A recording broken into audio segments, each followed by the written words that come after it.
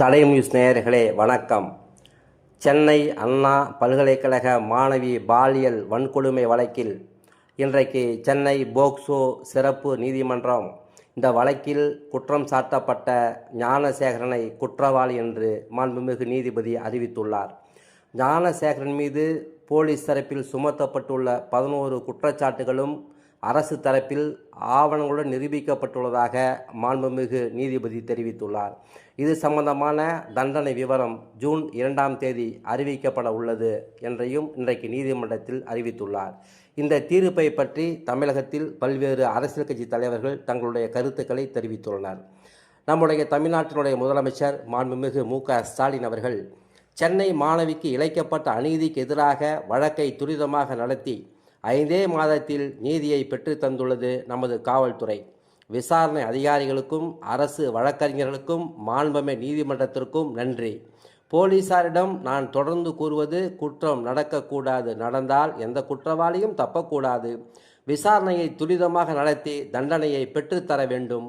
குற்றங்களின் கூடாரமாக அன்று அரசை நடத்தி இன்று அவதூறுகளை அள்ளி தெளித்து மலிவான அரசியல் செய்ய துடித்த எதிர்க்கட்சியினரின் எண்ணத்தை தவிடுபொடியாக்கி உள்ளோம். சட்ட நீதியையும் பெண்கள் பாதுகாப்பையும் எந்நாளும் உறுதி செய்வோம் என்று மாண்புமிகு முதல்வர் தெரிவித்துள்ளார். அதே நேரத்தில் அனைத்திந்திய அண்ணா திமுகவினுடைய பொதுச் செயலாளரும் எதிர்க்கட்சி தலைவருமான திரு எடப்பாடி பழனிசாமி அவர்கள் நாட்டையே உலுக்கிய அண்ணா பல்கலைக்கழக பாலியல் வழக்கில் நீதிமன்றம் இன்று தீர்ப்பளித்துள்ளது. இந்த வழக்கில் முதலில் கைது செய்யப்பட்ட ஞானசேகரன் உடனடியாக விடுதலை செய்யப்பட்டது ஏன்? விடுதலை மற்றும் மீண்டும் கைதுக்கு இடையில் என்ன நடந்தது?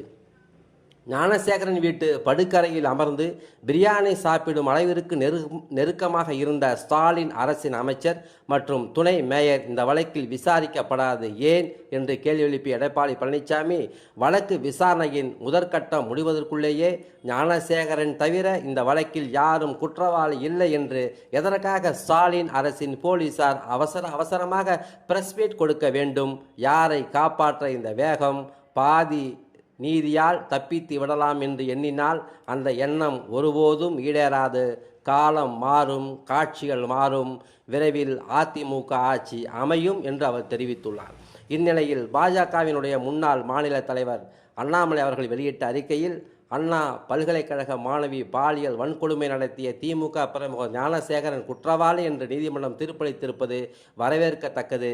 பெண்களுக்கு எதிரான வன்கொடுமைகளும் பாலியல் குற்றங்களும் கடுமையாக கையாளப்பட வேண்டும்.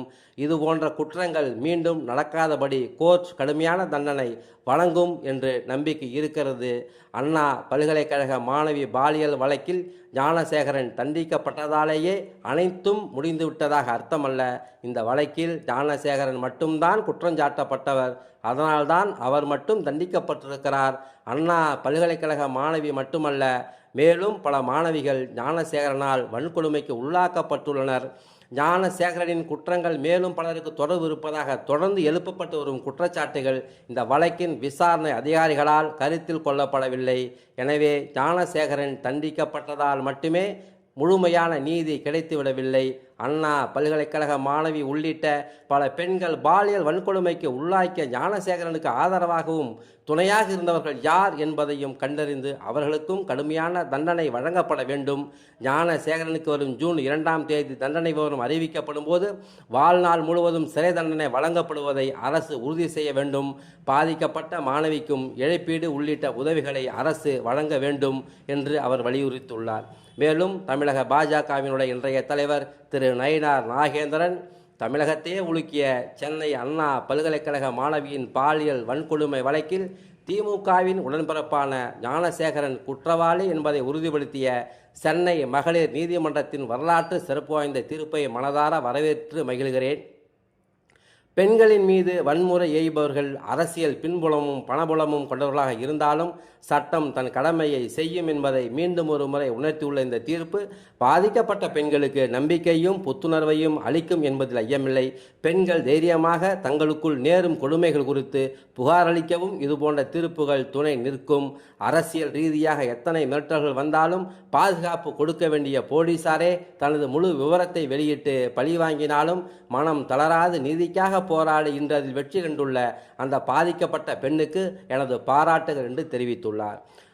தேசிய முற்போக்கு திராவிட கழகத்தினுடைய பொதுச் செயலாளர் திருமதி பிரேமலதா விஜயகாந்த் அவர்கள் அண்ணா பல்கலைக்கழக பாலியல் வழக்கில் கைது செய்யப்பட்ட ஞானசேகரன் குற்றவாளி என்று சென்னை மகளிர் நீதிமன்றம் அதிரடி தீர்ப்பு வழங்கியுள்ளதை தேமுதிக வரவேற்கிறது என்றும், குற்றவாளி ஞானசேகரனுக்கு அதிகபட்ச தண்டனையாக ஆயுள் தண்டனை வழங்க வேண்டும். இனி வரும் காலங்களில் தவறு செய்ய நினைக்கும் ஒவ்வொருவருக்கும் இது பாடமாக அமைய வேண்டும் என்று தன்னுடைய கருத்தையும் பதிவு செய்திருக்கிறார். ஜூன் 2 தமிழகமே எதிர்பார்க்கின்ற வரலாற்று சிறப்புமிக்க தீர்ப்பை எதிர்பார்த்து காத்து கொண்டிருக்கிறது. சட்டம் தன் கடமையை செய்யும். அதுவரை பொறுமையாக இருப்போம். நன்றி, வணக்கம்.